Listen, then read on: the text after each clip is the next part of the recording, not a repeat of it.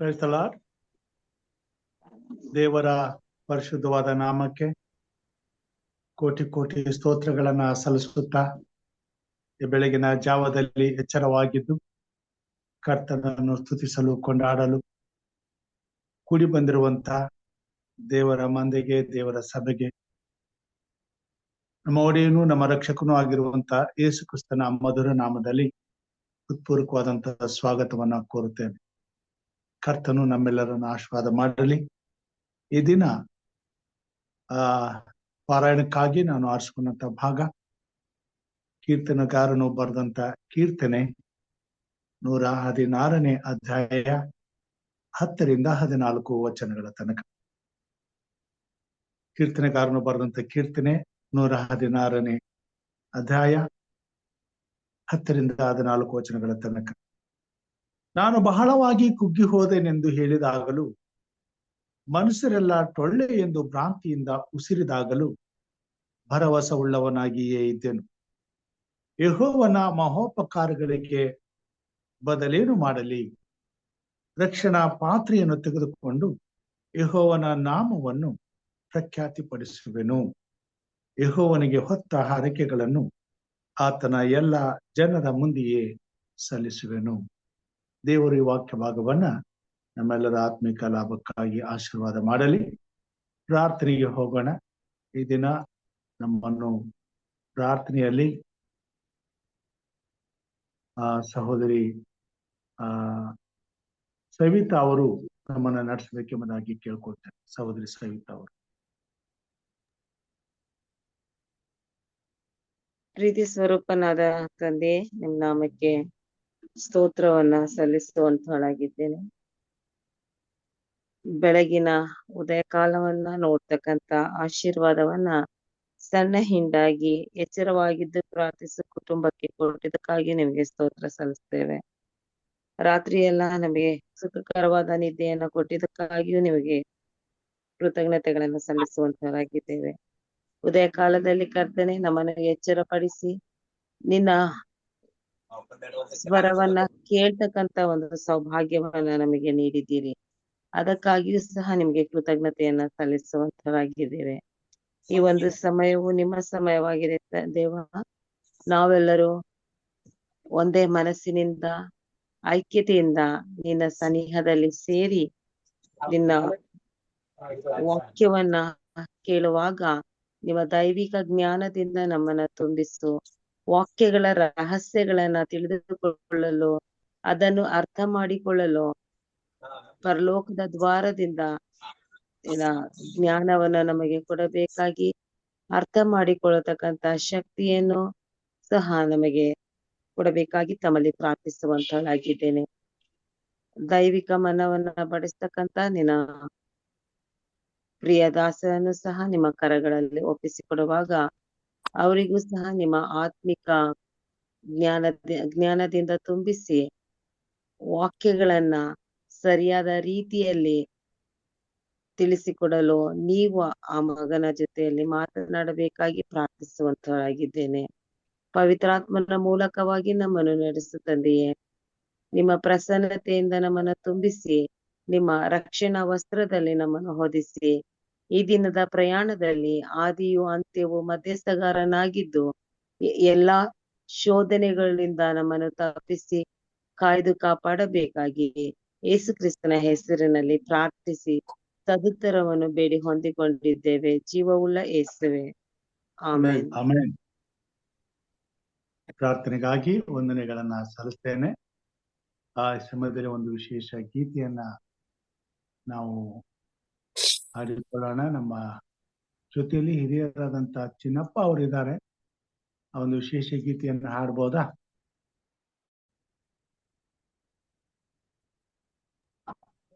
ನಾನು ಟ್ರೈನ್ ಅಲ್ಲಿ ಇದ್ದೀನಿ. ಟ್ರೈನ್ ಅಲ್ಲಿ ಇದ್ದಾರಾ? Okay, thank you. ಸಹೋದರಿ ವರಲಕ್ಷ್ಮಿ ಅವರು ಒಂದು ವಿಶೇಷ ಗೀತೆಯನ್ನ ಹಾಡಬೇಕೆಂಬುದಾಗಿ ಕೇಳ್ಕೊಳ್ತೇನೆ. Thank you sir. ದೇವ್ರು ನಮ್ಗೆ ಸ್ತೋತ್ರ. ಒಂದು ರಾಗವನ್ನು ಹಾಡಿಕೊಳ್ಳೋಣ. ಆಕಾಶಕ್ಕೆ ಕೊನೆಯಿಲ್ಲ, ಈ ಲೋಕ ನಮಗೆ ಸ್ಥಿರವಲ್ಲ. ಆಕಾಶಕ್ಕೆ ಕೊನೆಯಿಲ್ಲ, ಈ ಲೋಕ ನಮಗೆ ಸ್ಥಿರವಲ್ಲ. ಹೇ ಮಾನವ ಆಲಿಸು, ಹೇ ಮಾನವ ಆಲಿಸು, ಹೇ ಮಾನವ ಆಲಿಸು, ಹೇ ಮಾನವ ಆಲಿಸು. ಬರುವಾಗ ಬಂದೆ ಬರಿದಾಗಿಯೇ, ಇರುವಾಗ ಮಾಡಿದೆ ಮನದಾಸೆಗಳೆಲ್ಲ. ಬರುವಾಗ ಬಂದೆ ಬರಿದಾಗಿಯೇ, ಇರುವಾಗ ಮಾಡಿದೆ ಮನದಾಸೆಗಳೆಲ್ಲ.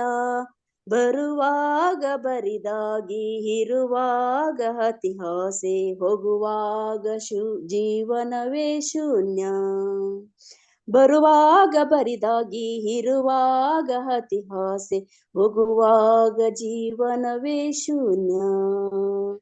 ಹೇ ಮಾನವ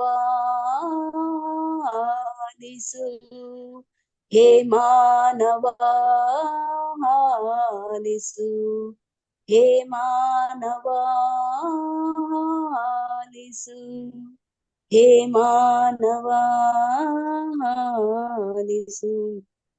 ಜಾತಿಗಾಗಿ ಹೋರಾಟ, ಭೂಮಿಗಾಗಿ ಪರದಾಟ, ಮನುಜರಲ್ಲೇ ಹೊಡೆದಾಟ. ಜಾತಿಗಾಗಿ ಹೋರಾಟ, ಭೂಮಿಗಾಗಿ ಪರದಾಟ, ಮನುಜರಲ್ಲೇ ಹೊಡೆದಾಟ. ಈ ಲೋಕವನ್ನು ನೀ ಬಿಟ್ಟೋಗುವಾಗ, ಕೊನೆಯಲ್ಲಿ ಜೀವನವೇ ಶೂನ್ಯ. ಈ ಲೋಕವನ್ನು ನೀ ಬಿಟ್ಟೋಗುವಾಗ, ಕೊನೆಯಲ್ಲಿ ಜೀವನವೇ ಶೂನ್ಯ.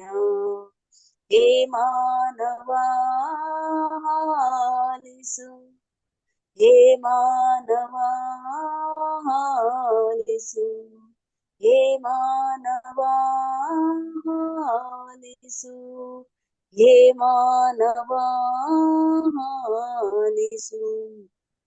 ಈ ಲೋಕವನ್ನೆಲ್ಲ ಸಂಪಾದನೆ ಮಾಡಿದರು, ನಿನ್ನಾತ್ಮ ನಷ್ಟಾದರೆ ಏನಿದೆ ಲಾಭ? ಈ ಲೋಕವನ್ನೆಲ್ಲ ಸಂಪಾದನೆ ಮಾಡಿದರು, ನಿನ್ನಾತ್ಮ ನಷ್ಟಾದರೆ ಏನಿದೆ ಲಾಭ? ನಿನ್ನಾತ್ಮ ರಕ್ಷಣೆಗಾಗಿ ಶ್ರೀ ಯೇಸು ಶಿಲುಬೆಯಲ್ಲಿ ನಿನಗಾಗಿ ಪ್ರಾಣವ ಕೊಟ್ಟ. ನಿನ್ನಾತ್ಮ ರಕ್ಷಣೆಗಾಗಿ ಶ್ರೀ ಯೇಸು ಶಿಲುಬೆಯಲ್ಲಿ ನಿನಗಾಗಿ ಪ್ರಾಣವ ಕೊಟ್ಟ. ಹೇ ಮಾನವ ಆಲಿಸು, ಹೇ ಮಾನವ ಆಲಿಸು, ಹೇ ಮಾನವ ಆಲಿಸು, ಹೇ ಮಾನವ ಆಲಿಸು. Thank you sir. ಆಮೆನ್.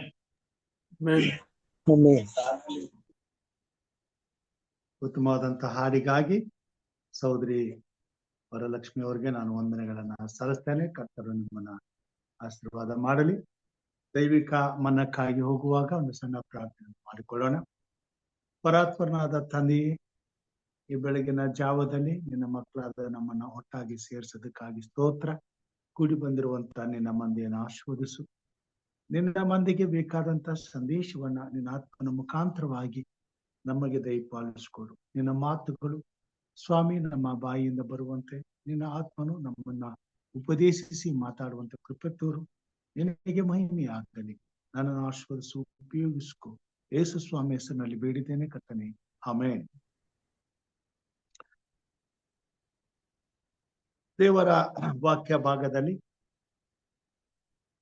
ಪಾರಾಯಣಕ್ಕಾಗಿ ನಾವು ಓದಿದಾಗ ಕೀರ್ತನೆಗಾರನು ಹೀಗೆ ಬರೆಯುವಂತವನಾಗಿದ್ದಾನೆ.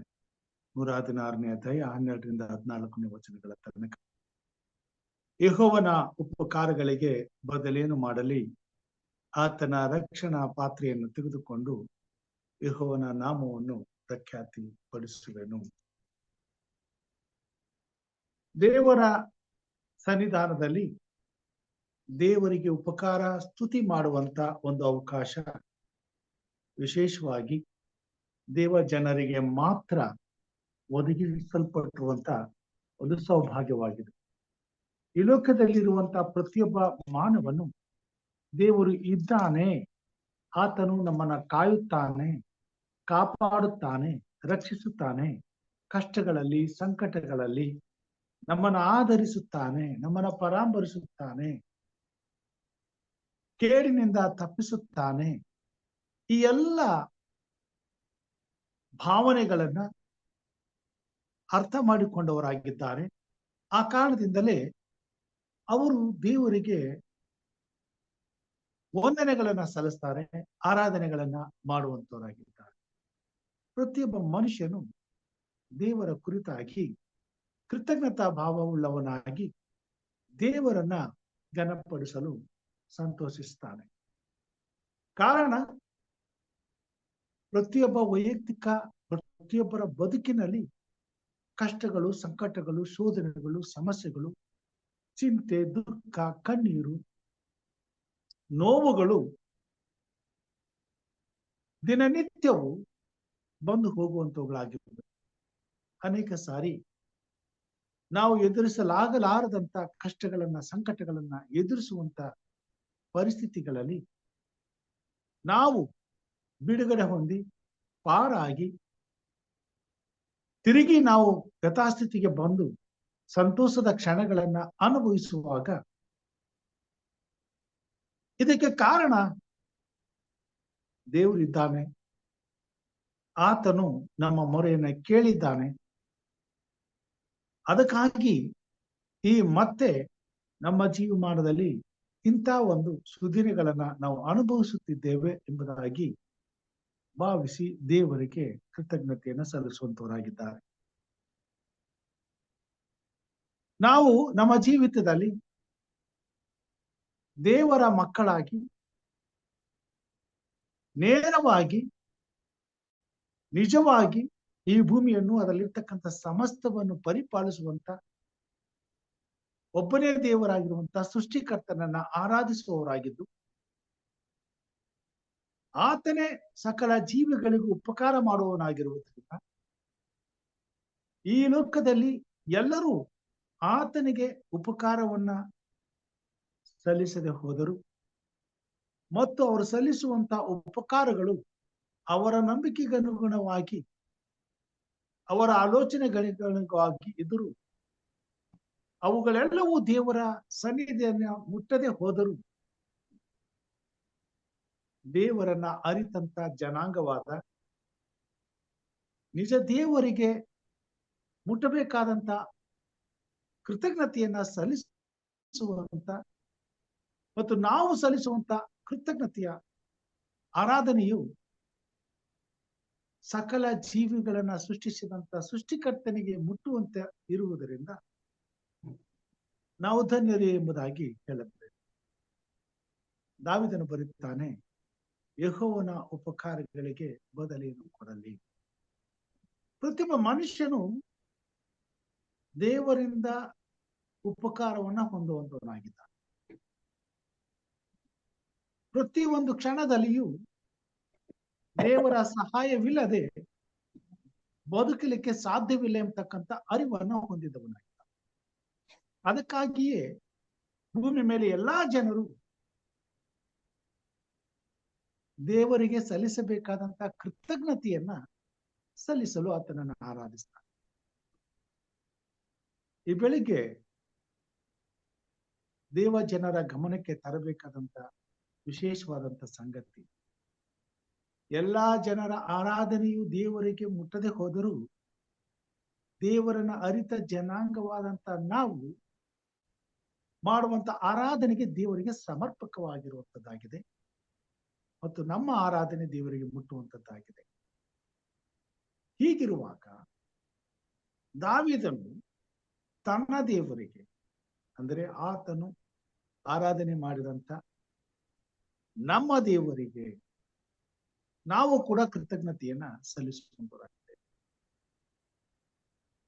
ದಾವೀದನು ಜಗತ್ ರಕ್ಷಕನಾದಂತ ದೇವರಿಗೆ ಕೃತಜ್ಞತೆಯ ಸ್ತುತಿಯನ್ನ ಸಲ್ಲಿಸುವಾಗ ಆತನು ಮಾಡಿದ ಉಪಕಾರಗಳಿಗೆ ಬದಲಾಗಿ ನಾನೇನು ಕೊಡಲಿ ಎಂಬುದಾಗಿ ಪ್ರಶ್ನೆ ಮಾಡಿಕೊಳ್ತಾನೆ. ಯಾಕಂತಂದ್ರೆ ಆತನು ದೇವರ ಸನ್ನಿಧಾನದಲ್ಲಿ ಆತ್ಮನ ಜ್ಞಾನದಿಂದ ದೇವರಿಗೆ ಸಲ್ಲಿಸಬೇಕಾದಂತ ಕೃತಜ್ಞತೆಗೆ ಉಪಕಾರಕ್ಕೆ ಬದಲು ಏನು ಕೊಡಬೇಕೆಂಬುದಾಗಿ ಒಂದು ಸಾರಿ ತನ್ನನ್ನು ತಾನು ವಿಚಾರ ಮಾಡಿಕೊಂಡು ಆ ವಿಷಯದಲ್ಲಿ ಆತ್ಮನಿಂದ ನಡೆಸಲ್ಪಟ್ಟಾಗ ನಿಜವಾಗಿ ದೇವರಿಗೆ ಉಪಕಾರವನ್ನು ಸಲ್ಲಿಸಬೇಕಾದ್ರೆ ಏನು ಮಾಡಬೇಕೆಂಬುದನ್ನ ಆತನು ಕಂಡುಕೊಳ್ಳುವಂತನಾಗಿದ್ದ. ಭೂಮಿ ಮೇಲೆ ಎಲ್ಲರೂ ದೇವರಿಗೆ ಕೃತಜ್ಞತೆಯನ್ನ ಸಲ್ಲಿಸ್ತಾರೆ, ದೇವರ ಉಪಕಾರವನ್ನ ಸ್ಮರಿಸ್ತಾರೆ. ಆದರೆ ನಿಜವಾಗಿ ದೇವರಿಗೆ ಉಪಕಾರವನ್ನ ಸಲ್ಲಿಸುವಂತ ಅವಕಾಶ ಆತನು ಆರಿಸಿಕೊಂಡಂತ ಜನಾಂಗ, ಆತನನ್ನು ಅಂಗೀಕಾರ ಮಾಡಿಕೊಂಡಂತ ಜನಾಂಗ, ಆತನನ್ನ ಪ್ರೀತಿಸುವಂತ ಜನಾಂಗ, ಆತನು ಆರಿಸಿಕೊಂಡಂತ ಪ್ರಜೆಗಳು ಆಗಿರುವಂತ ನಮಗೆ ಸಿಕ್ಕಿರುವಂತ ಈ ಸೌಭಾಗ್ಯದಲ್ಲಿ ನಾವು ಮಾಡುವಂತ ಆತನು ಸಲ್ಲಿಸಿದಂತ ಉಪಕಾರಕ್ಕೆ ಪ್ರತಿಯಾಗಿ ಬದಲೇನು ಮಾಡಬೇಕೆಂಬುದಾಗಿ ಯೋಚಿಸಿ ಕೃತಜ್ಞತೆಯನ್ನ ಸಲ್ಲಿಸುವಾಗ ಆ ಉಪಕಾರ ಸ್ತುತಿ ಹೇಗೆ ಏನು ಎಂಬುದನ್ನ ದಾವೀದನ ಮುಖಾಂತರವಾಗಿ ಈ ಬೆಳಿಗ್ಗೆ ನಾವು ಅರ್ಥ ಮಾಡಿಕೊಳ್ಳಬೇಕು. ಒಂದ್ ವೇಳೆ ನಾವು ಸರಿಯಾದ ರೀತಿಯಲ್ಲಿ ಅದನ್ನು ಅರ್ಥ ಮಾಡಿಕೊಳ್ಳದೆ ಹೋದರೆ ಹೇಗೆ ಈ ಲೋಕದಲ್ಲಿ ದೇವರನ್ನ ಅರಿಯದ ಇತರ ಜನಾಂಗದವರು ದೇವರಿದ್ದಾನೆ ಎಂಬುದಾಗಿ ತಿಳಿದು ತಮಗೆ ಮಾಡಿದ ಉಪಕಾರಗಳನ್ನ ಸಲ್ಲಿಸಲು ತಮ್ಮ ದೇವರುಗಳಿಗೆ ಆ ಆರಾಧನೆಯನ್ನ ಸಲ್ಲಿಸುವ ಅದೇ ರೀತಿಯಾದಂತ ವ್ಯರ್ಥ ಕಾರ್ಯಗಳಲ್ಲಿ ನಮ್ಮ ಆರಾಧನೆಯು ಸೇರಿಕೊಳ್ಳುವಂಥದ್ದು. ಆದುದರಿಂದ ಉಪಕಾರವನ್ನ ದೇವರಿಗೆ ಸಲ್ಲಿಸಬೇಕಾದ್ರೆ ಆತನು ತಿಳಿಸುವಂತ ರೀತಿಯಲ್ಲಿ ಆತನಿಗೆ ನಾವು ಉಪಕಾರವನ್ನ ಸಲ್ಲಿಸುವಾಗ ಮಾತ್ರ ಆ ಉಪಕಾರಕ್ಕೆ ನಾವು ದೇವರಿಗೆ ಸಲ್ಲಿಸುವಂತ ಕೃತಜ್ಞತೆ ಆತನಿಗೆ ಮುಟ್ಟುವಂತದ್ದಾಗಿ ಅದನ್ನ ಪರಿಶುದ್ಧಾತ್ಮ ದೇವರ ಬಲದಿಂದ ದಾವೀದನು ತಿಳಿದುಕೊಂಡನು, ಕಂಡುಕೊಂಡನು ಎಂಬುದಾಗಿ ನಾವು ನೋಡುವಂತವರಾಗಿದ್ದೇವೆ. ಇಲ್ಲಿ ದಾವೀದನು ಬರೆದಂತ ಕೀರ್ತನೆಯಲ್ಲಿ 50ನೇ ಅಧ್ಯಾಯದಲ್ಲಿ 7ನೇ ವಚನದಿಂದ ನಾವು ನೋಡೋಣ.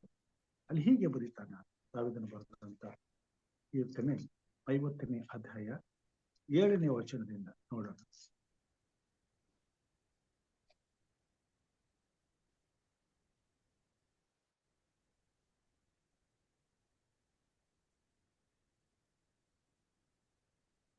ಆತನು ಆಜ್ಞಾಪಿಸುವುದೇನೆಂದರೆ, ಪ್ರಜೆಗಳಿರ, ಇಸ್ರಾಯೇಲರೇ, ದೇವರಾದ ನಾನೇ ನಿಮ್ಮ ದೇವರು.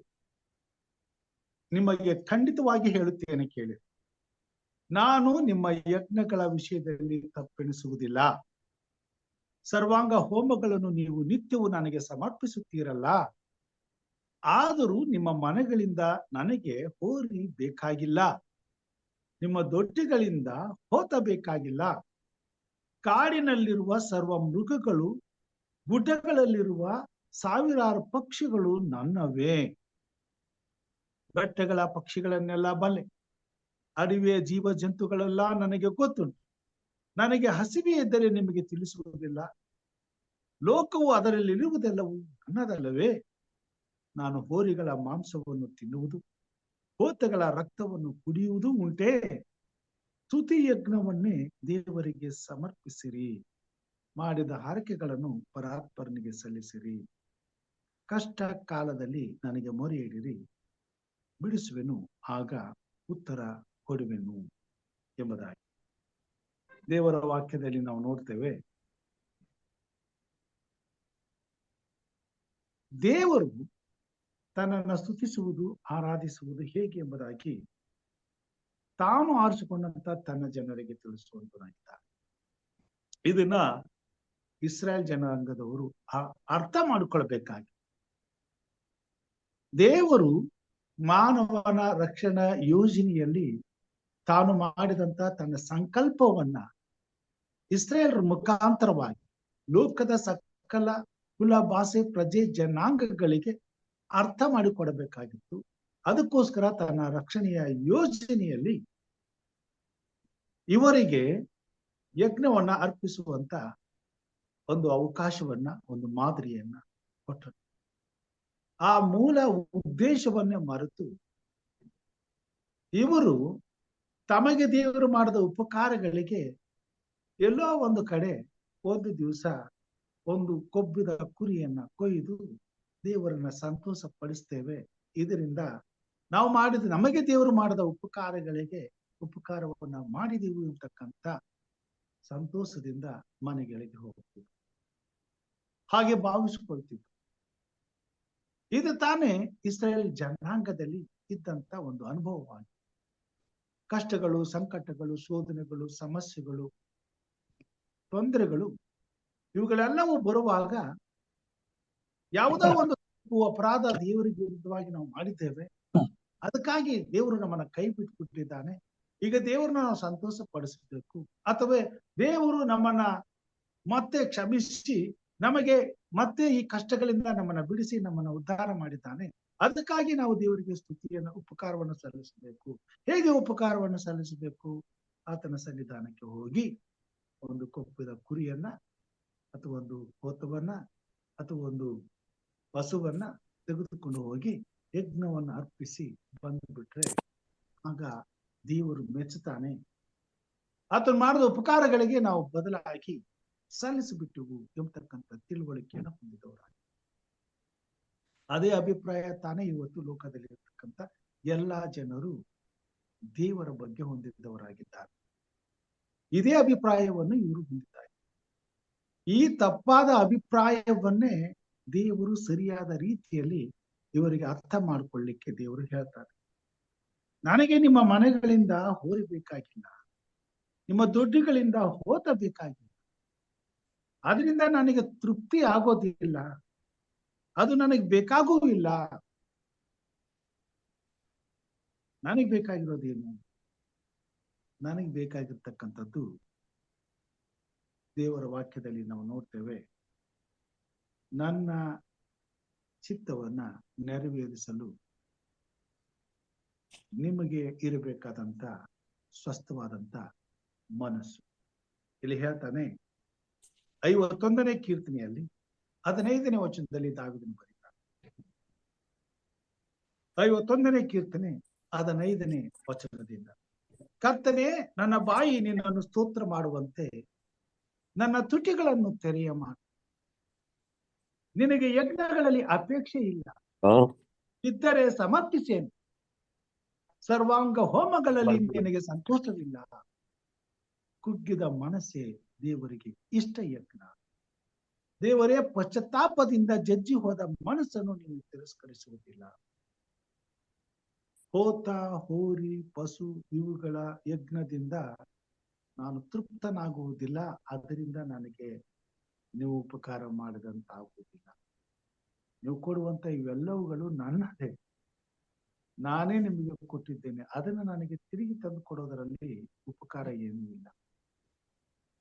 ನಾನು ನಿಮಗೆ ಮಾಡಿದ ಉಪಕಾರಗಳಿಗೆ ನೀವು ಒಂದು ವೇಳೆ ಅದಕ್ಕೆ ಪ್ರತಿಯಾಗಿ ನನಗೆ ಗೌರವಿಸಬೇಕಾದ್ರೆ, ನನ್ನನ್ನು ಸಂತೋಷ ಪಡಿಸಬೇಕಾದ್ರೆ ನನಗೆ ಬೇಕಾಗಿರ್ತಕ್ಕಂಥ ಕುಗ್ಗಿದ ಮನಸ್ಸೇ ದೇವರಿಗೆ ಇಷ್ಟ ಏನು.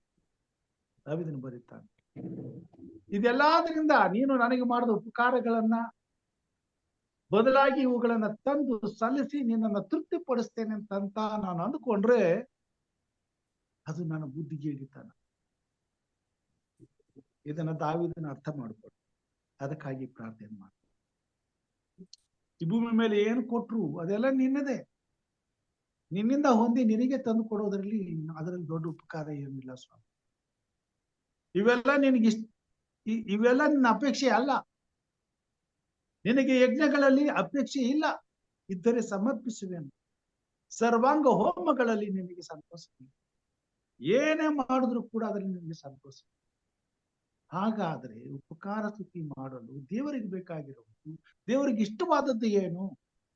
ಅದ್ ಹೇಳ್ತಾನೆ, ಕುಗ್ಗಿದ ಮನಸ್ಸೇ ದೇವರಿಗೆ ಇಷ್ಟ ಯಜ್ಞ. ಯಾಕೆ ದೇವರಿಗೆ ಕುಗ್ಗಿದ ಮನಸ್ಸು ಇಷ್ಟ ಯಜ್ಞ ಎಂಬುದಾಗಿ ನಾವು ನೋಡುವಾಗ, ಇಲ್ಲಿ 1 ಸಮುವೇಲ 15ನೇ ಅಧ್ಯಾಯಕ್ಕೆ ಹೋದಾಗ ಅಲ್ಲಿ ಮಾತುಗಳನ್ನ ಹೇಳೋದು.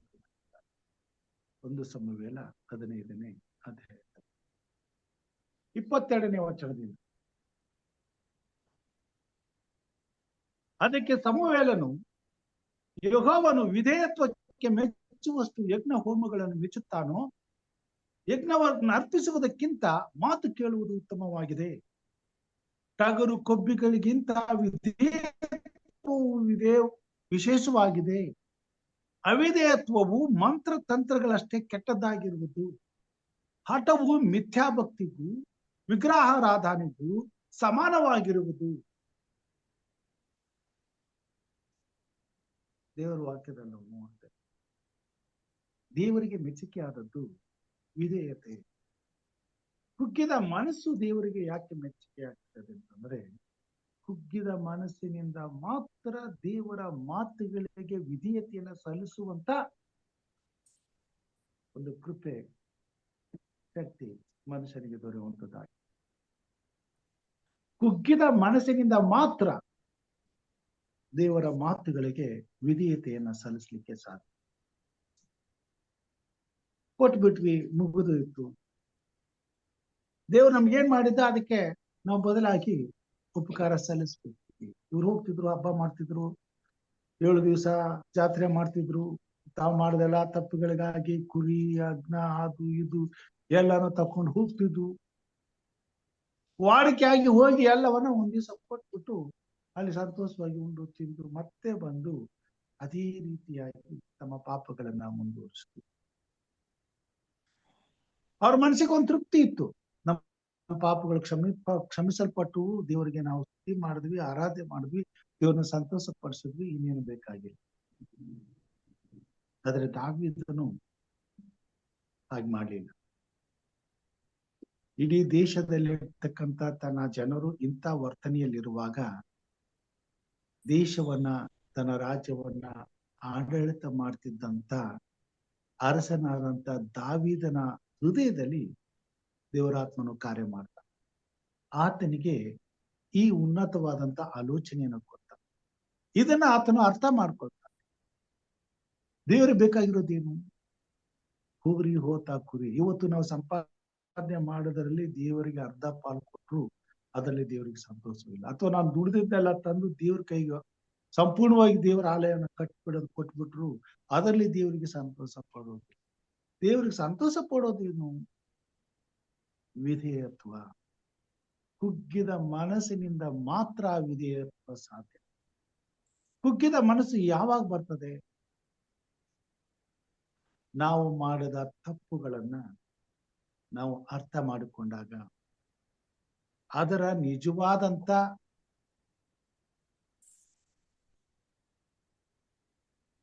ಪಾಪದ ಕ್ರೂರತ್ವವನ್ನ ನಾವು ಗ್ರಹಿಸಿಕೊಂಡಾಗ, ಆ ಪಾಪದ ಕ್ರೂರತೆಗೆ ತೆರಬೇಕಾದಂತ ದಂಡ ಏನೆಂಬುದನ್ನ ನಾವು ತಿಳಿದುಕೊಂಡಾಗ, ಅಯ್ಯಯ್ಯೋ ನಾನು ಮಾಡಿದಂತ ಇಂಥ ಒಂದು ಸಣ್ಣ ತಪ್ಪಿಗೆ ಇಂಥ ದೊಡ್ಡ ಶಿಕ್ಷೆಯೇ, ಇಂಥ ಘೋರವಾದಂತ ಹಿಂಸೆಯೇ, ಇದನ್ನ ನಾವು ಗ್ರಹಿಸಿಕೊಂಡಾಗ ನಾವು ನೆಲದ ಧೂಳಿನಲ್ಲಿ ಕೂತ್ಕೊಂಡು ಗೋಣಿ ತಟ್ಟನ್ನ ಕಟ್ಟಿಕೊಂಡು ದೇವರಿಗೆ ಮೊರೆ ಇಡುತ್ತೇವೆ. ನಾನು ಹುಟ್ಟಿದಂದಿನಿಂದ ಪಾಪಿಯೇ, ಮಾತೃ ಗರ್ಭವನ್ನ ಧರಿಸಿದ ದಿನದಿಂದ ದ್ರೋಹಿಯೇ, ದೇವರೇ ನನ್ನನ್ನು ಕ್ಷಮಿಸಿಬಿಡು, ನನ್ನನ್ನು ಕ್ಷಮಿಸಿಬಿಡು. ದಾವೀದನು ಬರೀತಾನೆ 51ನೇ ಅಧ್ಯಾಯ 10ನೇ ವಚನದಿಂದ, ದೇವರೇ ನನ್ನಲ್ಲಿ ಶುದ್ಧ ಹೃದಯವನ್ನು ನಿರ್ಮಿಸು, ನನಗೆ ಸ್ಥಿರ ಚಿತ್ತವನ್ನು ಅನುಗ್ರಹಿಸಿ ನನ್ನನ್ನು ನೂತನ ಪಡಿಸು. ನಿನ್ನ ಸನ್ನಿಧಿಯಿಂದ ನನ್ನನ್ನು ತಳ್ಳಬೇಡ, ನಿನ್ನ ಪರಿಶುದ್ಧಾತ್ಮವನ್ನು ನನ್ನಿಂದ ತೆಗೆಯಬೇಡ. ನಿನ್ನ ರಕ್ಷಣಾನಂದವನ್ನು ನಾನು ತಿರುಗಿ ಅನುಭವಿಸುವಂತೆ ಮಾಡು. ನನ್ನಲ್ಲಿ ಸಿದ್ಧ ಮನಸ್ಸನ್ನು ಹುಟ್ಟಿಸಿ ನನಗೆ ಆಧಾರನಾಗು. ಆಗ ನಿನ್ನ ಮಾರ್ಗಗಳನ್ನು ದ್ರೋಹಿಗಳಿಗೆ ಬೋಧಿಸುವೆನು, ಪಾಪಿಗಳು ನಿನ್ನ ಕಡೆಗೆ ತಿರುಗಿಕೊಳ್ಳುವರು. ದೇವರ ಯೋಜನೆಯನ್ನ ದಾವೀದನು ಅರ್ಥ ಮಾಡ, ದೇವರ ಸಂಕಲ್ಪವನ್ನ ದಾವೀದನು ಅರ್ಥ ಮಾಡ. ದೇವರು ತನಗೆ ಯಜ್ಞಗಳನ್ನ ಅರ್ಪಿಸುವಂತ ವಿಧಾನವನ್ನ ಯಾಕೆ ತನ್ನ ಜನರಿಗೆ ಕೊಟ್ಟನು ಎಂಬುದನ್ನ ಅರ್ಥ ಮಾಡ. ಒಂದು ಕುರಿಯನ್ನ ತೆಗೆದುಕೊಂಡು ಹೋಗಿ ಬಲಿಯನ್ನ ಅರ್ಪಿಸುವಂಥದ್ದು ಇವರು ಮಾಡದಂತ ಪಾಪಗಳನ್ನ ಕ್ಷಮಿಸಿ ಬಿಡುವುದಕ್ಕೆ, ಅಥವಾ ದೇವರು ಇವರು ಪಾಪಗಳನ್ನ ಕ್ಷಮಿಸಿ ಇವರಿಗೆ ಮಾಡಿದಂತ ಉಪಕಾರಗಳನ್ನ ತೀರಿಸೋದಕ್ಕೆ ಅದು ಸಮಾನವಲ್ಲ.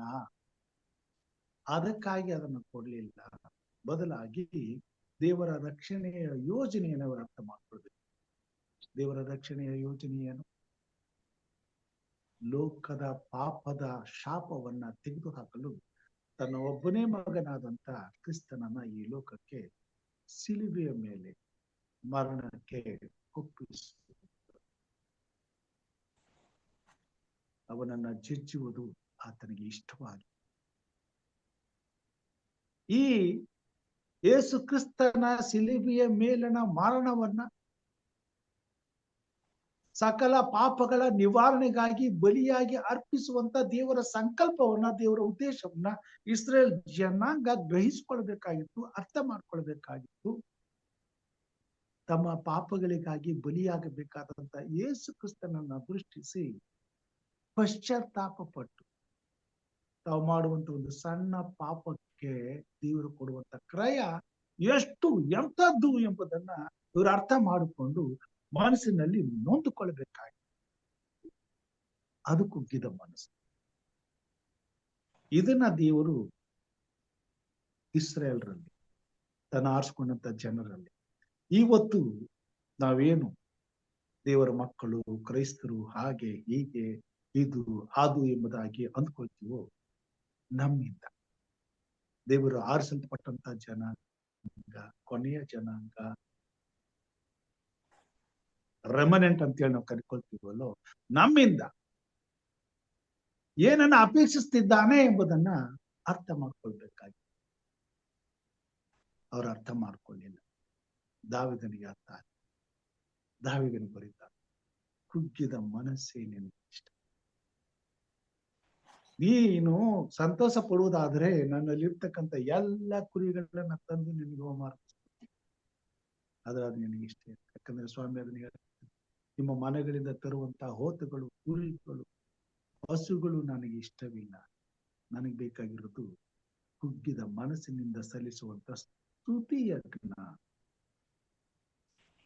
ಪ್ರಿಯರೇ, ನಮ್ಮ ಪಾಪಗಳಿಗೆ ನಿಜವಾಗಿ ಪಶ್ಚಾತ್ತಾಪ ಪಡುವುದೇ ದೇವರಿಗೆ ನಾವು ಸಲ್ಲಿಸುವಂತ ಕೃತಜ್ಞತೆ, ಸಲ್ಲಿಸುವಂತ ಉಪಕಾರ. ಅದನ್ನ ದೇವರು ಎದುರು ನೋಡ್ತಕ್ಕಂಥವನಾಗಿದ್ದಾನೆ. ನಮ್ಮ ಜೀವಿತದಲ್ಲಿ ಅಂತ ಒಂದು ಬದಲಾವಣೆಯನ್ನ ದೇವರು ಕಂಡಾಗ ಅದರಲ್ಲಿ ಸಂತೋಷ ಪಡ್ತಾನೆ. ಅದಕ್ಕಾಗಿ ಅನುಭವಿಸ್ತಾನೆ, ಸ್ವಾಮಿ ನಾನು ಮಾತೃ ಧರಿಸಿದ ದಿನದಿಂದಲೇ ನಾನು ಪಾಪಿಯಾಗಿದ್ದೆ. ಈ ಲೋಕದಲ್ಲಿ ಜನಿಸಿದ ದಿನದಿಂದ ನಾನು ಪಾಪಿಯಾಗಿದ್ದೆ. ಇದನ್ನ ನಾವು ಅರ್ಥ ಮಾಡ್ತೀವಿ. ನಾನು ಮಾಡುವಂತ ಪ್ರತಿಯೊಂದು ಪಾಪಕ್ಕೆ ದಂಡನೆ ಏನು, ಇದನ್ನ ಅರ್ಥ ಮಾಡ್ಕೋಬೇಕು. ಆ ಘೋರವಾದಂತ ಶಿಕ್ಷೆ ಏನಾಗಿತ್ತು ನನ್ನಿಂದ, ಒಂದು ಸುಳ್ಳಿನಿಂದ, ಒಂದು ಮೋಸದಿಂದ, ಒಂದು ದ್ರೋಹದಿಂದ, ಒಂದು ಕೋಪದಿಂದ, ಒಂದು ಹೊಟ್ಟೆ ಕಿಚ್ಚಿನಿಂದ, ಇವೆಲ್ಲ ಸರ್ವಸಾಮಾನ್ಯವಾಗಿ ನಾವು ಸುಲಭವಾಗಿ ಲೆಕ್ಕಕ್ಕೆ ತೆಗೆದುಕೊಳ್ಳದೆ ಇರತಕ್ಕಂಥ ಪಾಪ. ಕೊಲೆ ಮಾಡೋದು, ವ್ಯಭಿಚಾರ ಮಾಡೋದು, ದರೋಡೆ ಮಾಡೋದು, ಇವು ದೊಡ್ಡ ಪಾಪಗಳು. ಅದನ್ನ ಮಾಡಿದ್ರೆ ಮಾತ್ರ ಪಾಪಗಳು. ಅವತ್ತಿನ ಜನ ಹಾಗೆ ತಿಳ್ಕೊಂಡಿದ್ರು, ಇವತ್ತು ಲೋಕದಲ್ಲಿ ಅದನ್ನೇ ತಿಳ್ಕೊಂಡಿದ್ದಾರೆ. ದೇವರನ್ನ ರಮನೆಂಟ್ ಅಂತ ಹೇಳಿ ಹೇಳ್ಕೊಳ್ತಕ್ಕಂತ ಜನರು ಹಾಗೆ ನಡ್ಕೊಳ್ತಾರೆ. ದಾವೀದನು ಬರೀತಾನೆ, ದೇವರೇ ನೀನು ಇಷ್ಟೊಂದು ನನ್ನನ್ನ ಪ್ರೀತಿ ಮಾಡಿ ಪ್ರತಿದಿನ ನೆನೆ ಬೋಧಕರಂತ ಪ್ರಸನ್ನ ಕುಮಾರ್ ಅವರು ಹೇಳು, ಪ್ರತಿದಿನವೂ ಆತನ ಕೃಪೆಯೇ ನಮಗೆ ಸಿಗುವುದು. ಆತನ ಕೃಪೆಯಿಂದಲೇ ಈ ಭೂಮಿಯಲ್ಲಿ ನಾವು ಮತ್ತೊಂದು ದಿನವನ್ನು ನೋಡಿ, ಪ್ರತಿದಿನವೂ ಆತನ ನಮ್ಮ ಭಾರವನ್ನು ಹೊರುವಂತವನಾಗಿದ್ದು ಪ್ರತಿ ಬೆಳಗು ಆತನ ಕೃಪೆಯಿಂದ ನಮ್ಮನ್ನು ಈ ಜಗತ್ತನ್ನು ನೋಡುವ ಹಾಗೆ ಮಾಡುವ. ಇವತ್ತು ಪ್ರತಿ ಬೆಳಿಗ್ಗೆಯನ್ನ ನಾನು ಕಂಡು ಈ ಲೋಕದಲ್ಲಿ ನನ್ನನ್ನ ಮತ್ತು ನನಗೆ ಕೊಟ್ಟುವಂತ ಸ್ವಾಸ್ಥ್ಯವನ್ನ ಅನುಭವಿಸುವುದಕ್ಕೆ ಮತ್ತೊಂದು ಅವಕಾಶವನ್ನು ದೇವರು ಮಾಡಿಕೊಟ್ಟಿದ್ದಾನೆ. ಈ ಉಪಕಾರಕ್ಕೆ ಪ್ರತಿಯಾಗಿ ನಾನೇನು ಸಲ್ಲಿಸಬೇಕು, ಬದಲಾಗಿ ನಾನು ಏನ್ ಕೊಡ್ಬೇಕು? ದೇವರು ಹೇಳ್ತಾನೆ, ಕುಗ್ಗಿದ ಮನಸ್ಸು. ಕುಗ್ಗಿದ ಮನಸ್ಸೇ ನನಗಿಷ್ಟೇ ಯಜ್ಞ ಮತ್ತು ವಿಧೇಯತ್ವಕ್ಕೆ ನಾನು ಮೆಚ್ಚುತ್ತೇನೆ. ಯಾವ ಯಜ್ಞಗಳು ನನಗೆ ಬೇಕಾಗಿ? ವಿಧೇಯತ್ವವೇನು? ಕುಗ್ಗಿದ ಮನಸ್ಸೇನು? ಕುಗ್ಗಿದ ಮನಸ್ಸಿನಿಂದ ತಗ್ಗಿನಿಂದ ದೇವರ ಬಳಿಗೆ ಬಂದು ಪಶ್ಚಾತ್ತಾಪ ಪಟ್ಟು ಬೇಡ್ಕೊಳ್ಬೇಕಾದ್ರೆ ಪಾಪದ ಅರಿವು ನಮ್ಗಾಗಬೇಕ. ಯಾವಾಗ ನಾನು ಮಾಡದಂತ ಪಾಪ ಸಣ್ಣದಾಗಿರಲಿ, ಅದಕ್ಕೆ ತೆರುವಂತ ಬೆಲೆ ಎಂಥದ್ದು ಎಂಬುದಾಗಿ ನಾನು ಅರ್ಥ ಮಾಡ್ಕೊಳ್ತೇನೆ, ಆವಾಗ ನಾನು ಭಯಪಡ್ತೇನೆ. ಪ್ರಿಯರೇ, ದೇವರಿಗೆ ಉಪಕಾರಕ್ಕೆ ಬದಲನ್ನ ಕೊಡಬೇಕಾದದ್ದು ನಮ್ಮ ಕಥೆ. ಆದ್ರೆ ಅದು ಏನು, ಅದನ್ನು ನಾವು ಅರ್ಥ ಮಾಡ್ಕೋಬೇಕಾದ್ರೆ, ದೇವರು ನಮಗಾಗಿ ಎಂತ ಉಪಕಾರ ಮಾಡಿದ, ನಮ್ಮ ಅಪರಾಧಗಳನ್ನೆಲ್ಲ ತನ್ನ ಮೇಲೆ ಹೊತ್ತುಕೊಂಡು ನಮ್ಮ ಬಾಧೆಗಳನ್ನೆಲ್ಲ ತಾನೇ ಅನುಭವಿಸಿ ನಾವು ಅನುಭವಿಸಬೇಕಾದ ಶಿಕ್ಷೆಯನ್ನೆಲ್ಲ ಆತನು ಹೊಂದಿಕೊಂಡು ನಮ್ಮ ಪಾಲಿಗೆ ಇರುವಂತ ಪಾಪದ ಸಂಬಳ ಮರಣವನ್ನ ತಾನು ಅನುಭವಿಸಿ ನಮಗೆ ಬಿಡುಗಡೆಯನ್ನು ಉಂಟು ಮಾಡಿ. ಇವತ್ತು ನಾವು ಯಜ್ಞಗಳನ್ನಾಗ್ಲಿ ಕುರಿಗಳನ್ನಾಗ್ಲಿ ಸಮರ್ಪಿಸಬೇಕಾಗಿದೆ. ಆದರೆ ನಾವು ಸ್ತುತಿ ಯಜ್ಞವನ್ನ ಸಲ್ಲಿಸ್ತೇವೆ. ಈ ಸ್ತುತಿ ಯಜ್ಞವನ್ನ ಸಲ್ಲಿಸಬೇಕಾದ್ರೆ ಆ ಸ್ತುತಿ ಯಜ್ಞ ಎಲ್ಲಿಂದ ಬರಬೇಕು? ತಗ್ಗಿದ ಹೃದಯದಿಂದ, ಕುಗ್ಗಿದ ಮನಸ್ಸಿನಿಂದ ದೇವರಿಗೆ ಬರಬೇಕು. ಈ ಕುಗ್ಗಿದ ಮನಸ್ಸು ಹೇಗಿರಬೇಕು? ಪಾಪದ ಅರಿವಿರಬೇಕು. ತಾನೇನು ಮಾಡ್ತಾ ಇದ್ದೇನೆ ಅಂತಕ್ಕಂಥ ಯೋಚನೆ ಇರಬೇಕು. ಬದಲಾವಣೆಯ ಜೀವಿತ ಬೇಕು, ಮಾರ್ಪಾಟು ಬೇಕು, ನೂತನ ಮನಸ್ಸು ಬೇಕು, ನೂತನ ಹೃದಯ ಬೇಕು. ದೇವರಿಗೆ ಉಪಕಾರ ಸಲ್ಲಿಸಬೇಕಾದ್ರೆ, ದೇವರಿಗೆ ಮೆಚ್ಚುಗೆಯಾದ ಕಾರ್ಯಗಳು ನಮ್ಮ ಜೀವಿತದಲ್ಲಿ ನಡೀಬೇಕಾದ್ರೆ, ದೇವರಿಗೆ ಮೆಚ್ಚುಗೆಯಾದಂತ ಕಾರ್ಯ ಏನು? ಯಜ್ಞಗಳಿಗೆ ದೇವರು ಮೆಚ್ಚುವುದಿಲ್ಲ, ವಿಧೇಯತ್ವಕ್ಕೆ ದೇವರು ಮೆಚ್ಚುವಂತವನಾಗಿದ್ದಾರೆ. ವಿಧೇಯತ್ವವೇನು? ದೇವರ ಚಿತ್ತವೇನೆಂಬುದನ್ನು ಅರ್ಥ ಮಾಡ್ಕೊಳ್ತಾರೆ. ಈ ಭೂಮಿ ಮೇಲೆ ಪ್ರತಿಯೊಬ್ಬ ದೇವರ ಮಗನು, ದೇವರ ಮಗಳು ಇನ್ನೂ ಕೂಡ ದೇವರ ಚಿತ್ತವೇನೆಂಬುದನ್ನು ಅರ್ಥ ಮಾಡ್ಕೊಳ್ತಾ ಇಲ್ಲ. ದಾವೀದನು ಬರೀತಾನೆ, ನಿಜವಾಗಿ ನಾವು ದೇವರಿಗೆ ಆತನು ಮಾಡಿದ ಉಪಕಾರಗಳಿಗೆ ಕೃತಜ್ಞತೆಯನ್ನ ಸಲ್ಲಿಸಬೇಕಾದ್ರೆ ನಾವೇನ್ ಮಾಡ್ಬೇಕು?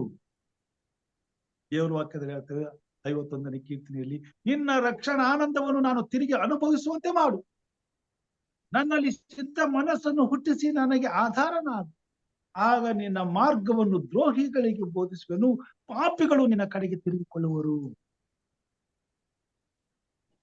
ನಿನ್ನ ರಕ್ಷಾನಂದವನ್ನ ನಾನು ಅನುಭವಿಸುವಂತೆ ಮಾಡು. ನನ್ನನ್ನ ರಕ್ಷಿಸುವುದಕ್ಕೆ ನೀನು ಮಾಡಿದಂತ ಕಾರ್ಯ ಏನೆಂಬುದನ್ನು ನಾನು ಅರ್ಥ ಮಾಡಿಕೊಳ್ಳೋದಕ್ಕೆ ಸಹಾಯ ಮಾಡು. ಹೇಗೆ ರಕ್ಷಣೆ ಆಯಿತು? ದೇವರು ಲೋಕದ ಮೇಲೆ ಎಷ್ಟೋ ಪ್ರೀತಿಯನ್ನಿಟ್ಟು ಆತನ ಒಬ್ಬನೇ ಮಗನನ್ನು ಕೊಟ್ಟ. ಆತನನ್ನು ನಂಬುವ ಒಬ್ಬನಾದರೂ ನಾಶವಾಗಬಾರದೆಂದು ಆತನನ್ನ ಕಳಿಸಿಕೊಟ್ಟನು. ಆತನನ್ನ ಹೇಗೆ ಕೊಟ್ಟನು? ಕಲ್ವಾರಿ ಶಿಲುಬೆ ಮೇಲೆ ಪ್ರತಿಯೊಬ್ಬ ಮಾನವನ ಪಾಪದ ಪರಿಹಾರಕ್ಕಾಗಿ ಆತನ ದೇಹವು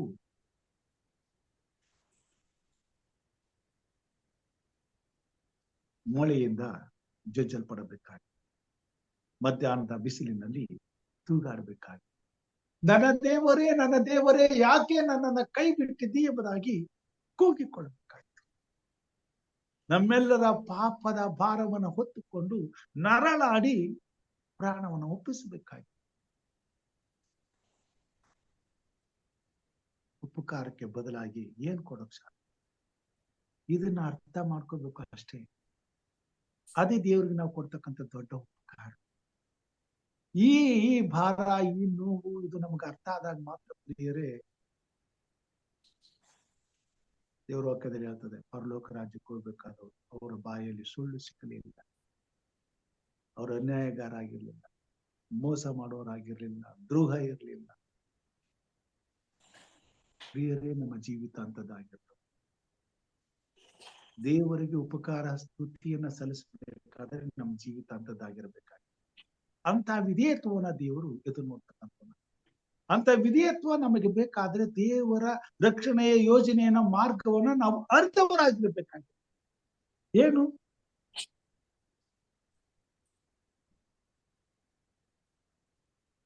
ದೇವರು ಲೋಕದಲ್ಲಿ ಪ್ರತಿಯೊಬ್ಬ ಮಾನವನನ್ನ ಪ್ರೀತಿಸಿ ತನ್ನ ಒಬ್ಬನೇ ಮಗನಾದಂತ ಯೇಸು ಕ್ರಿಸ್ತನ ಯಜ್ಞದ ಕುರಿಯಾಗಿ ಲೋಕಕ್ಕೆ ಕಳಿಸಿಕೊಂಡು ಆತನು ಸುರಿಸಿದ ಪರಿಶುದ್ಧವಾದ ರಕ್ತದಿಂದ ಪ್ರತಿಯೊಬ್ಬ ಮಾನವನ ಪಾಪಗಳು ಪರಿಹಾರ ಆಗ್ತದೆ. ಈ ನಂಬಿಕೆ, ಈ ಸತ್ಯ ಈ ಲೋಕದಲ್ಲಿರುವಂತ ಸಕಲ ಪಾಪಿಗಳಿಗೆ, ಎಲ್ಲರೂ ಪಾಪ ಮಾಡಿ ದೇವರ ಮಹಿಮೆಯನ್ನು ಕಳ್ಕೊಂಡಿದ್ದಾರೆ. ಹುಟ್ಟಿರುವಂತ ಸತ್ತು ಹೋಗಿರುವಂತ ಪ್ರತಿಯೊಬ್ಬರು ಪಾಪದಲ್ಲಿ ಹುಟ್ಟಿ ಪಾಪದಲ್ಲಿ ಸತ್ತು ಹೋಗಿದ್ದಾರೆ, ಪಾಪದಲ್ಲಿ ಜೀವಿಸ್ತಿದ್ದಾರೆ. ಪಾಪದಲ್ಲಿ ಇರ್ತಕ್ಕಂಥ ಪ್ರತಿಯೊಬ್ಬ ಮನುಷ್ಯನಿಗೂ ಈ ಸತ್ಯ ಅರ್ಥ ಆಗ್ಬೇಕು. ಅದಕ್ಕಾಗಿ ದೇವರೇ, ನಿನ್ನ ರಕ್ಷಣಾ ಆನಂದವನ್ನ ನಾನು ತಿರುಗಿ ಅನುಭವಿಸುವಂತೆ ಮಾಡು, ನಿನ್ನ ಮಾರ್ಗಗಳನ್ನ ನನಗೆ ಬೋಧಿಸು, ಆಗ ಪಾಪಿಗಳು ನಿನ್ನ ಕಡೆಗೆ ತಿರುಗಿಕೊಳ್ಳುವರು.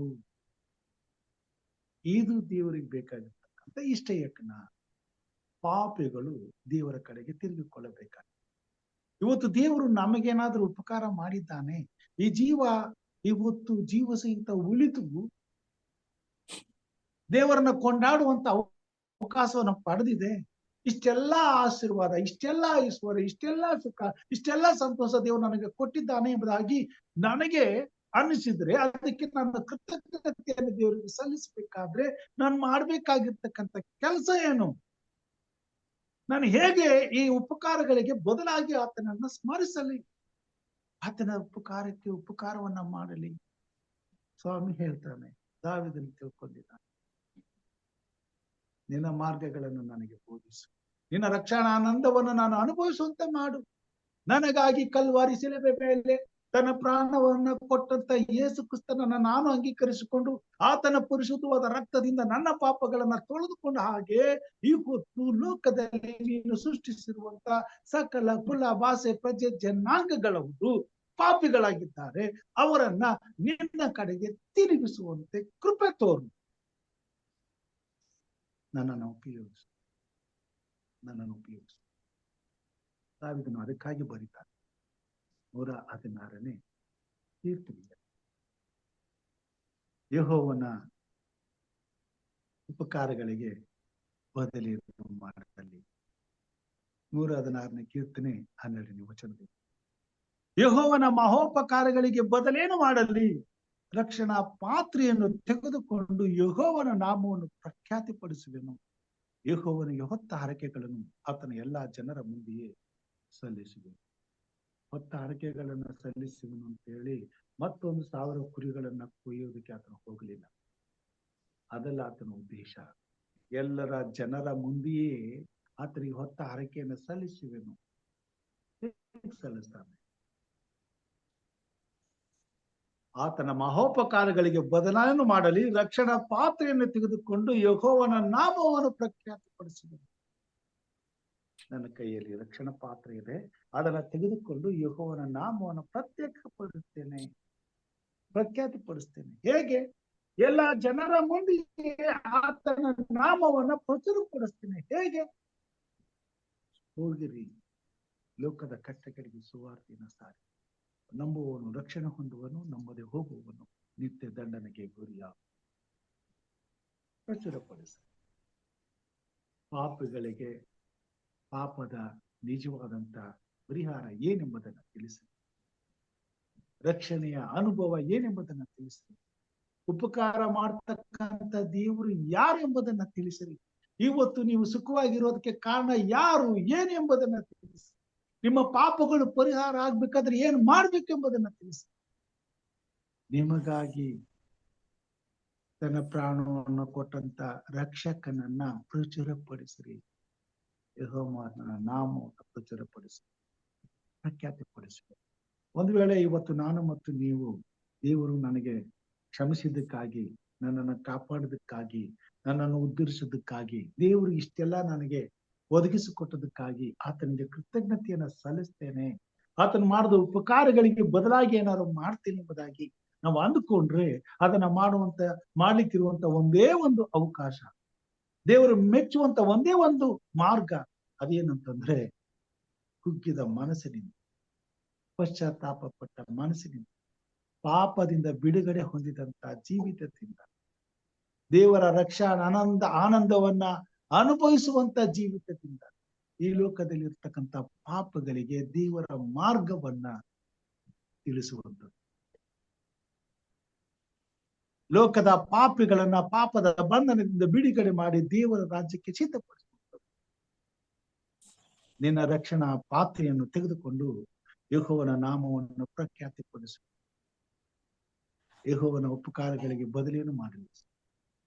ಪ್ರಿಯ ದೇವ ಜನರೇ, ದೇವರ ಮಕ್ಕಳೇ, ದೇವರು ಮಾಡಿದ ಉಪಕಾರಗಳಿಗೆ ನಾವು ಬದಲೇನು ಕೊಡ್ಲಿಕ್ಕೆ ಸಾಧ್ಯ? ದೇವರು ಹೇಳ್ತಾನೆ, ಭೂಮಿ ಮೇಲಿರ್ತಕ್ಕಂಥ ಎಲ್ಲ ಕುರಿಗಳು, ಎಲ್ಲ ದನಗಳು, ಸಕಲ ಸಂಪತ್ತು ನನ್ನದೇ, ನನಗೆ ನೀವೇ ಕೊಡೋಕ್ ಸಾಧ್ಯ? ಈ ಜೀವ ನನ್ನ ಕೃಪೆ. ಈ ಜೀವ ನಿಮ್ಮಲ್ಲಿದ್ದು ಇಷ್ಟೆಲ್ಲ ಅನುಭವಿಸಲು ನೀವು ದೇವರ ಕೃಪೆಯಿಂದ ಅದನ್ನ ಪಡ್ಕೊಂಡು ಆತನಿಗೆ ಉಪಕಾರ ಸ್ತುತಿಗಳನ್ನ ಮಾಡುತ್ತೇವೆ ಎಂಬುದಾಗಿ ಅಂದುಕೊಂಡ್ರೆ ಅದು ದೇವರ ಉಚಿತಾರ್ಥವರವಾದಂತ ಆತನ ಕೃಪೆ. ಈ ಕೃಪೆಯನ್ನು ಹೊಂದಿದವರಾಗಿ ದೇವರಿಗೆ ನೀವು ಬದಲೇನಾದ್ರೂ ಕೊಡಬೇಕು ಅಂದ್ರೆ ದೇವರು ನಿಮಗೆ ಮಾಡಿದಂತ ಉಪಕಾರ ಕಲ್ವಾರಿ ಶಿಲುಬೆ. ಆ ವಿಚಾರವನ್ನ ಲೋಕದ ಕಟ್ಟ ಕಡೆಗೆ ಹೋಗಿ ಸಾರಿ ನಾಶವಾಗುತ್ತಿರುವಂತ ಒಂದು ಆತ್ಮವನ್ನು ನನ್ನ ಬಳಿಗೆ ಕರೆದು ನಾನು ಸುರಿಸಿದಂತ ಆ ರಕ್ತಕ್ಕೆ ಕ್ರಯವಾಗಿ ಅದನ್ನ ನೀವು ನನಗೆ ಉಪಕಾರವಾಗಿ ಹಿಂದಕ್ಕೆ ಕೊಡ್ತಾ ಇದ್ದೀರಿ. ಅದಕ್ಕೆ ಯೇಸು ಸ್ವಾಮಿ ಹೇಳಿದ್ರು, ಯಾವನಾದರೂ ಭೂಮಿ ಮೇಲೆ ನನ್ನನ್ನ ಒಪ್ಪಿಕೊಂಡ್ರೆ ನಾನು ನನ್ನ ತಂದೆಯ ಮುಂದೆ ಅವನನ್ನ ನನ್ನವನ್ನೆಂದು ಒಪ್ಪಿಕೊಳ್ಳುವುದಿಲ್ಲ. ಆತನ ಉಪಕಾರಗಳನ್ನ ಸಲ್ಲಿಸೋದಕ್ಕೆ ಬದಲಾಗಿ ಕೊಡೋದಕ್ಕೆ ನಮ್ಗೇನೂ ಇಲ್ಲ. ಆದರೆ ಆತನ ಉಪಕಾರಗಳಿಗೆ ಕೃತಜ್ಞತೆಯನ್ನು ಸಲ್ಲಿಸುವುದಕ್ಕೆ ದೇವರು ನಮಗೆ ಮಾರ್ಗ ಮಾಡಿದ. ಆ ಮಾರ್ಗ ಏನಂತಂದ್ರೆ ನಮಗೋಸ್ಕರ ಕಲ್ವಾರಿ ಶಿಲುಬೆ ಮೇಲೆ ಪ್ರಾಣ ಕೊಟ್ಟಂತ ಯೇಸು ಕ್ರಿಸ್ತನ ನಾಮವನ್ನ ಪ್ರಚುರಪಡಿಸ್ತಕ್ಕಂಥ, ಲೋಕದಲ್ಲಿ ನಾಶವಾಗುತ್ತಿರುವ ಜನರನ್ನ ರಕ್ಷಿಸಿ ದೇವರ ರಕ್ಷಣೆಯ ಯೋಜನೆಯಲ್ಲಿ ಸೇರಿಸಿ ನಿತ್ಯ ಜೀವಕ್ಕಾಗಿ ಅವರನ್ನ ನಡೆಸ್ತಕ್ಕ, ಅದಕ್ಕಾಗಿ ನನಗಿರುವಂತದ್ದೆಲ್ಲವನ್ನ ಕೊಡುವುದು. ತನ್ನ ಸರ್ವಸ್ವವನ್ನೇ ದೇವರಿಗೆ ದಾರಿ ಇರ್ತಾರೆ. ಒಬ್ಬ ಪಾಪಿಯನ್ನು ದೇವರ ಕಡೆಗೆ ತಿರುಗಿಸ್ಕೋದಕ್ಕೋಸ್ಕರ ದೇವರು ಲೋಕದ ಮೇಲೆ ಎಷ್ಟೋ ಪ್ರೀತಿಯನ್ನು ಇಟ್ಟುತ್ತಾನೆ ಒಬ್ಬನೇ ಮಗನ. ಆತನು ದೇವರಿಗೆ ಸರಿ ಸಮಾನನಾಗಿರುವೆಂಬ ಪದವಿಯನ್ನು ಬಿಡಲೊಲ್ಲೆನು ಎಂದೆಣಿಸದೆ ತನ್ನನ್ನ ತಗ್ಗಿಸಿಕೊಂಡು ಈ ಲೋಕಕ್ಕೆ ಬಂದ. ತನ್ನ ಸಮಸ್ತ ಸುಖವನ್ನ, ಸಂತೋಷವನ್ನ ಬಲಿದಾನ ಮಾಡಿ, ತ್ಯಾಗ ಮಾಡಿ ತನ್ನನ್ನ ಬರೆದುಕೊಂಡು ಈ ಲೋಕಕ್ಕೆ ಬಂದ. ನಮಗೆ ಕೊಟ್ಟಿರುವುದೆಲ್ಲವನ್ನ ಸುವಾರ್ತೆಗಾಗಿ, ಸೇವೆಗಾಗಿ, ದೇವರ ರಾಜ್ಯಕ್ಕಾಗಿ, ಒಬ್ಬ ಪಾಪಿಯ ಬಿಡುಗಡೆಗಾಗಿ ನಾವು ದೇವರಿಗೆ ಹಿಂತಿರುಗಿಸಬೇಕಾಗಿ. ಅದನ್ನೇ ತಾನೇ ದೇವರು ನಮ್ಮಿಂದ ಯಜ್ಞಗಳಲ್ಲಿ ನನಗೆ ಸಂತೋಷವಿಲ್ಲ, ವಿಧೇಯತ್ವವೇ ನನಗೆ ಸಲ್ಲಿಸುವಂತ ಯಜ್ಞ. ಪ್ರಿಯರೇ, ದೇವರ ವಾಕ್ಯದಲ್ಲಿ ನಾವು ನೋಡ್ತೇವೆ, ದೇವರಿಗೆ ಮೆಚ್ಚುಗೆ ಆದದ್ದು ಕುಗ್ಗಿದ ಮನಸ್ಸು. ಈ ಬೆಳಿಗ್ಗೆ ದೇವರು ನಮ್ಮನ್ನು ಆಶೀರ್ವಾದ ಮಾಡಲಿ, ಆ ಕುಗ್ಗಿದ ಮನಸ್ಸನ್ನು ನಮಗೆ ಕೊಡಲಿ, ಪಾಪಕ್ಕೆ ಪಶ್ಚಾತ್ತಾಪವನ್ನ ತರಲಿ, ನೂತನ ಮನಸ್ಸನ್ನ ದಯಪಾಲಿಸಲಿ. ಆತನು ಮಾಡದ ಉಪಕಾರಕ್ಕೆ ಬದಲಾಗಿ ಆತನ ರಕ್ಷಣಾನಂದವನ್ನ ನಮ್ಮಲ್ಲಿ ತುಂಬಿ ಆತನು ನಮ್ಮನ್ನ ರಕ್ಷಿಸಿದಂತ ರೀತಿಯನ್ನ ಇತರರೂ ಅರ್ಥ ಮಾಡಿಕೊಳ್ಳುವಂತೆ ಈ ಲೋಕದಲ್ಲಿ ನಾವು ಬದುಕುವಂತೆ ದೇವರು ನಮ್ಮನ್ನು ಉಪಯೋಗಿಸಲಿ. ನಮ್ಮ ಪ್ರತಿದಿನದ ಜೀವಿತದಲ್ಲಿ ದೇವರ ರಾಜ್ಯಕ್ಕೆ ತಿರುಗಿಕೊಳ್ಳಬೇಕಾದಂತ ಅನೇಕ ಪಾಪಿಗಳು ದೇವರ ಕಡೆಗೆ ತಿರುಗಿಕೊಳ್ಳಿ. ಅದನ್ನೇ ದೇವರು ಮೆಚ್ಚುವಂತ ದೇವರ ರಾಜ್ಯಕ್ಕಾಗಿ ಆತನ ನೀತಿಗಾಗಿ ತವಕ ಪಡುವಂತ ಜೀವಿತ ನಮ್ಮದಾಗಿರಬೇಕು. ಹಾಗೆ ಮಾಡುವ ಹಾಗೆ ಪ್ರತಿಯೊಬ್ಬ ದೇವರ ಮಗಳನ್ನ ಕ್ರೈಸ್ತ ಜನರನ್ನ ದೇವರು ಆಶೀರ್ವದಿಸಲಿ, ತನ್ನ ಮಹಿಮೆಗಾಗಿ ಉಪಯೋಗಿಸಿಕೊಳ್ಳಲಿ. ಆತನ ರಕ್ಷಣೆಯ ಪಾತ್ರೆಯನ್ನು ತೆಗೆದುಕೊಂಡು ಆತನ ನಾಮವನ್ನು ಪ್ರಖ್ಯಾತಿಪಡಿಸುವಂತೆ ಪರಿಶುದ್ಧಾತ್ಮ ದೇವರು ನಮ್ಮೆಲ್ಲರ ಮೇಲೆ ಇಳಿದು ಬರಲಿ, ಆತನ ಮಹಿಮೆಗಾಗಿ ಉಪಯೋಗಿಸಿಕೊಳ್ಳಲಿ. ದೇವರು ಮಹಿಮೆ ಹೊಂದಲಿ. ಇದು ನನ್ನ ಪ್ರಾರ್ಥನೆಯಾಗಿದೆ. ದೇವರು ನಮ್ಮೆಲ್ಲರನ್ನ ಆಶೀರ್ವಾದ ಪ್ರಾರ್ಥನೆ ಮಾಡಿ.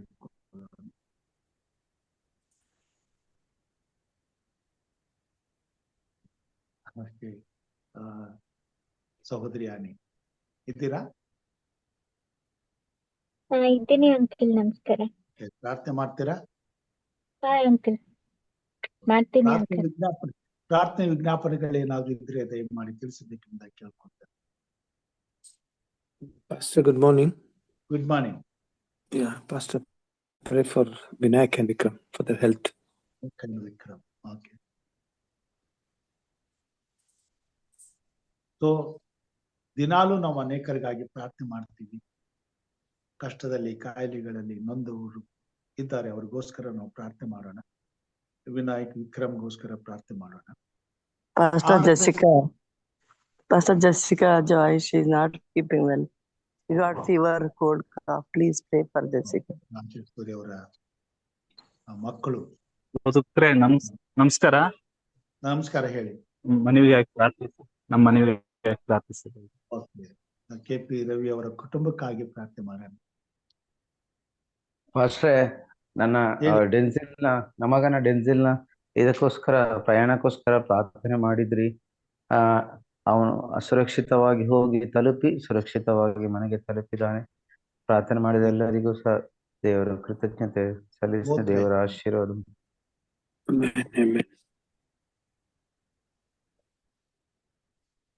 ಓಕೆ, ಸಹೋದರಿ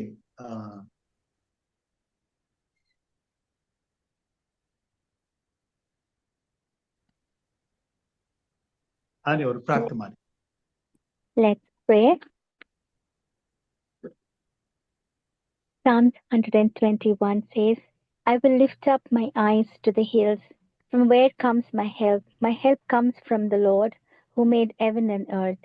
Lord, will not allow your foot to be moved, and he who keeps you will not slumber. Thank you, Lord, for this wonderful promise that you have given us. Thank you, Father, for this beautiful, blessed day that we're all gathered here under thy presence to seek your blessings, your love, your Holy Spirit, and to heal every sickness and sadness in our worries, Father. Let all our worries and anxieties, stress be submitted under thy precious wounded feet. Thank you, Lord, for allowing us this beautiful day to come before thy presence, Lord. Thank you, Father, for the wonderful message that's been given through your Son, Lord. Help every message, every word, every sentence that he spoke should knock the door of our heart, so that we may be aware what we are doing wrong and where we are going wrong, Father, because you promised us how you will not let our feet to stumble. Thank you, Lord, because you're always there to guide us, to protect us, to safeguard under thy feathers. But we need your blessings, your thing. Help us to get more close to you, Lord. Help us to confess every sin before thy presence, so that cleanse our heart, mind, and soul, so that we may be a true Christian, a true servant and children of yours, Father. Help us, Lord Jesus. Open the door of our heart, mind, and soul, so that we may put every promises, every lessons that we learn, every word that has been spread by the pastors, we may put them into practice, Lord. Strengthen us, Lord Jesus. We have you, Father, to correct us, to change our ways, to make a way for us in every difficult situation. Thank you, Father. Yes, Lord, behold, he who keeps Israel shall not slumber nor sleep. The Lord, your God, is your keeper. The Lord is your shade at your right hand. Yes, Lord, you have promised us the sun shall not strike you by day, nor the moon by night. Father, your promises are so strong, but we need to have faith as small as mustard seed and help us to believe in every promises. As you promised, the Lord shall preserve you from going out and coming in, from all the evils, from all the souls that you will help us. Thank you, Father. Every time we go out to any kind of work, you always took us safely wherever we went and brought us back home safely. We praise you for that because your promise is making us to go in and out because your blessings from this time onwards, Lord Jesus. The Lord is you. You are our help. You are our mighty healer. You are our doctor. You are a physician, Father, because we only have you to feel miracle what's happening. I pray for Vikram and Vinay, Father in heaven. Shower your Holy Spirit upon them. Guide them and bless them, Lord. We don't know what exactly they're going through, Lord. Let their hearts be softened. Let their hearts be, let them taste and see how sweet you are. Help them to trust in you. Help them to have faith as small as mustard seeds. Believe in your promises. Let these two children of yours remove every negative thought in them, Father. Cleanse every sin, every sickness that they are going through, Father. Bless them and their families abundantly, Father. Help them to grow up in your faith more and more so that they may experience your wonders and miracles. Thank you, Lord Jesus. I pray for Jessica Joy too, Lord, as she's suffering with her sickness. There's nothing which is impossible by you. Touch your mighty hand upon her and heal, Father. We come to you because whatever you help, it comes through you, Father, because we haven't seen tomorrow, but today we come before thy presence to know that you're there, that the Lord will help us, no matter what we may facing, no matter what sickness we are going through, Lord. But we have faith in you that you will break through every sickness, every sadness. You pour out your wonderful love on each and every soul who's bowed down, Father. Pray for KP Ravi and family too. Shower your blessings upon him. Thank you, Lord. We're all here together here to feel your spirit that to heal, Father. There's so many children of yours who's been given request for them to be healed. But you are a doctor. We come to you, Father in heaven, that you are a healer. Cover each and every children of yours with your presence. Comfort them in their minds, Lord. Let river of joy and happiness fill us every moment in this blessed day. I pray for all your children who have gathered here, Lord. Thank you for this wonderful days, that as we are stepping into this beautiful day with faith, no matter how hard yesterday was, your mercy, and today is a new day, a new blessing, Father. As children of Lord, come, it's our duty to be the watchman on the tower. Help us, Father, that you are there to know the presence of yours is always keeping us safe. Thank you and praise you once again, Lord. Thank you for this blessed hour of prayer that we have come here, because you always protect us. You always protect us under your feathers, under your wings, Lord. Every attack, every guide, every sickness, help each and every one of us to take the right path according to your plan, according to your will, Lord Jesus. Help, Lord Father, cleanse each and every one of us. We lift you up, Father, because, Lord, you are a healer. You are a giver. You are a father. You're everything. We love you, Father, no matter how sinful life that we're all are going through, Lord. Wash every sin that we have committed. Make us white as snow. Help us to trust in the Lord with all your heart and with all your soul. Thank you once again, Father. Forgive all the sins that we have committed. Grant a place in your eternal kingdom. In Jesus' precious name I pray. Amen. Amen. ಪರಲೋಕದ ಪ್ರಾರ್ಥನೆ ಮಾಡ್ಕೊಳ್ಳೋಣ. ಅಂತ್ಯ ಆಶೀರ್ವಾದವನ್ನ ಬೋಧಕರಾದಂತಹ Salman sir ಅವ್ರ ಜೊತೆಗೆ ಹೊಂದಿಕೊಳ್ಳೋಣ.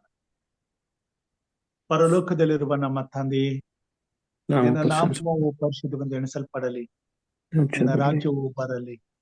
ನಿನ್ನ ಚಿತ್ತವು ಪರಲೋಕದಲ್ಲಿ ನೆರವೇರುವ ಪ್ರಕಾರ ಭೂಲೋಕದಲ್ಲಿ ನೆರವೇರಲಿ.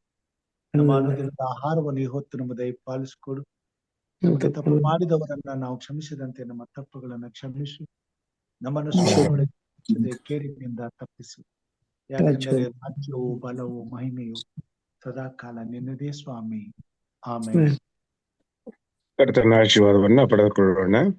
ಈಗ ನಮ್ಮ ಕರ್ತನಾದ ಯೇಸು ಕ್ರಿಸ್ತನ ಕೃಪೆಯು, ತಂದೆಯಾದ ದೇವರ ಪ್ರೀತಿಯು, ಪವಿತ್ರಾತ್ಮನ ಅನ್ಯೋನ್ಯತೆ, ಐಕ್ಯತೆ, ಶಾಂತಿ, ಸಮಾಧಾನವು ಈ Zoom ಮಾಧ್ಯಮದಲ್ಲಿ ನಿನ್ನ ವಾಕ್ಯವನ್ನು ಕೇಳಲು ಬಂದಿರುವಂತಹ ಪ್ರತಿಯೊಬ್ಬ ನಿನ್ನ ಮಕ್ಕಳ ಮೇಲೆಯೂ, ಹಾಗೂ ಸ್ವಾಮಿಯಿಂದ ವಾಕ್ಯವನ್ನು ಹಂಚಿಕೊಟ್ಟಂತ ನಿನ್ನ ಪ್ರಿಯ ದಾಸರ ಮೇಲೆಯೂ, ಹಾಗೂ ನಮ್ಮೆಲ್ಲರ ಮೇಲೆಯೂ ನಿನ್ನ ವಿಶೇಷವಾದಂತಹ ಆಶೀರ್ವಾದ ನಿತ್ಯ ನಿರಂತರಕ್ಕೂ ನೆಲೆಯಾಗಲಿ ಸ್ವಾಮಿ. Amen. Amen. Amen. Praise the Lord. ದೇವರ ನಾಮಕ್ಕೆ ಸ್ತೋತ್ರವಾಗಲಿ. ಕೃಪಾಳು ದೇವರನ್ನ ಕೊಂಡಾಡುವಾಗೆ, ಸ್ತುತಿಸುವಾಗೆ ಅವಕಾಶಕ್ಕಾಗಿ ದೇವರಿಗೆ ಕೊಂಡಾಟಗಳನ್ನ ಸಲ್ಲಿಸುತ್ತಾ ಕೂಡಿ ಬಂದಂತ ತಮ್ಮೆಲ್ಲರಿಗೂ ಹೃತ್ಪೂರ್ವಕವಾದಂತ ಧನ್ಯವಾದಗಳನ್ನ ಸಲ್ಲಿಸ್ತೇನೆ. ಆರಂಭದ ಪ್ರಾರ್ಥನೆ ಮಾಡಿದಂತ ಸಹೋದರಿಗೂ ಮತ್ತು ವಿಶೇಷ ಗೀತೆಯನ್ನು ಹಾಡಿದಂತ ಸಹೋದರಿಗೂ, ಮುಕ್ತಾಯದ ಪ್ರಾರ್ಥನೆಯನ್ನು ಮಾಡಿದಂತ ಸಹೋದರಿ ಆನೆಯವರಿಗೂ ವಂದನೆಗಳನ್ನ ಸಲ್ಲಿಸ್ತೇನೆ. ದೇವರ ನಮ್ಮೆಲ್ಲರನ್ನ ಆಶೀರ್ವಾದ ಮಾಡ್ಲಿ. ಹೀಗೆ ಪ್ರತಿದಿನ ದೇವರ ಸನ್ನಿಧಾನದಲ್ಲಿ ಕೂಡಿ ಬಂದು ಆತನ ಉನ್ನತವಾದ ಆಲೋಚನೆಗಳನ್ನ ನಾವು ಅರ್ಥ ಮಾಡಿಕೊಂಡು ಆತನಿಗೆ ಸಲ್ಲಿಸಬೇಕಾದಂತ ಉಪಕಾರವನ್ನ ಸಲ್ಲಿಸುವಂತ ಆತನ ಮಾರ್ಗಗಳನ್ನ ದೇವರು ನಮಗೆ ಬೋಧಿಸಲಿ. ಅದರ ಪ್ರಕಾರವಾಗಿ ನಡೆದು ಆತನಿಗೆ ಮಹಿಮೆ ಉಂಟಾಗುವಂತೆ ನಾವು ಜೀವಿಸ್ಲಿಕ್ಕೆ ದೇವರು ನಮಗೆ ಸಹಾಯ ಮಾಡ್ಲಿ ಅಂತ ಪ್ರಾರ್ಥಿಸುತ್ತಾ, ಈ ದಿನದಲ್ಲಿ ಕರ್ತನು ನಮ್ಮೆಲ್ಲರನ್ನ ಆಶೀರ್ವದಿಸಿ ಆರೋಗ್ಯದಿಂದ ತುಂಬಿಸಿ ಈ ದಿನವನ್ನ ಆಶೀರ್ವಾದದಾಯಕನಾಗಿ ಮಾಡಿ ಮತ್ತೆ ಸಾಯಂಕಾಲ ಆತನ ಕೃಪಾ ಸನ್ನಿಧಾನಕ್ಕೆ ಅಂತಾರಾಷ್ಟ್ರೀಯ ಕನ್ನಡ ಸಭಾಸಾಲ ಪಾಠದಲ್ಲಿ ಒಟ್ಟಾಗಿ ಸೇರಿ ಬರುವಾಗಿ ನಡೆಸಲಿ ಎಂಬುದಾಗಿ ಬೇಡುತ್ತಾ ಎಲ್ಲರಿಗೂ ಈ ಬೆಳಗಿನ ಶುಭಾಶಯಗಳನ್ನ ಕೋರ್ತೇನೆ. ಕರ್ತನು ನಮ್ಮೆಲ್ಲರನ್ನ ಆಶೀರ್ವಾದ ಮಾಡಿ.